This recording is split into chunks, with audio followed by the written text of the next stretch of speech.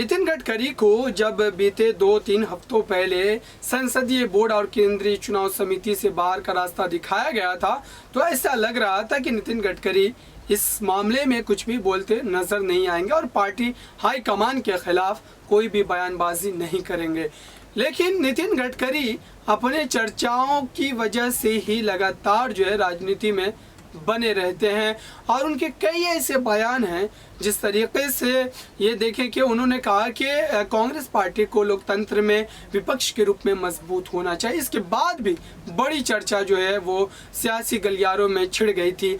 अब एक बयान जो आया है नितिन गडकरी का, दरअसल उस बयान को लेकर के मैं आपके सामने हाजिर हुआ हूँ।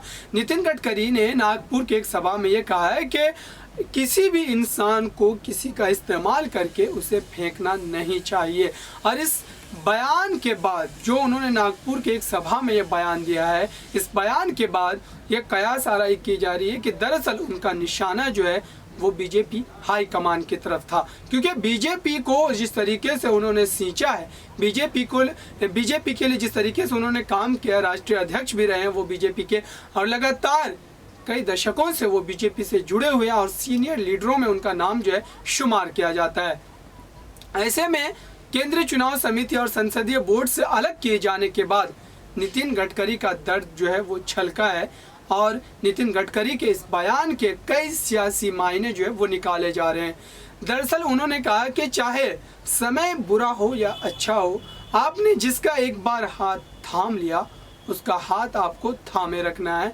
ऐसा ना हो कि आप उसका इस्तेमाल करें अपने अच्छे समय में और जब उसका बुरा समय है तो आप उनका हाथ छोड़ दें।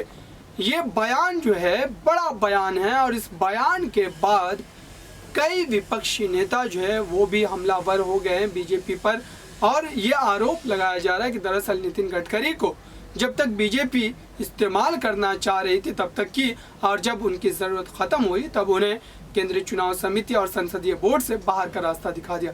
लेकिन ये सब तो कयास आराई की बात है। अब तक नितिन गडकरी ने खुद आधिकारिक रूप से पार्टी हाईकमान के खिलाफ कोई बयान नहीं दिया है, लेकिन नागपुर में दिए इस बयान को लेकर के लगातार सियासी मायने निकाले जा रहे हैं।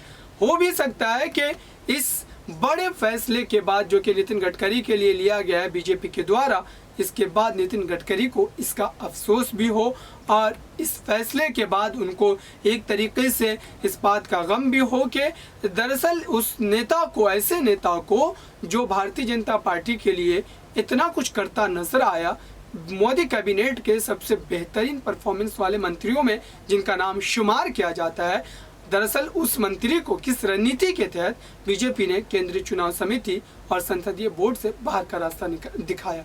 तो ये सब तो कयास आराई की बात है। देखने वाली बात ये होगी कि खुद नितिन गडकरी कब बीजेपी हाईकमान के खिलाफ अपने आधिकारिक बयान को जारी करते हैं इस तरीके के फैसले सुनाने के बाद। ये तो नागपुर में दिया गया उनका एक बयान था जिसको लेकर के तमाम सियासी मायने निकाले जा रहे हैं। फिलहाल इस खास रिपोर्ट में इतना ही। देखते रहिए ताज़ा तरीन खबरों के लिए नेक्स्ट 9 न्यूज़ को। धन्यवाद।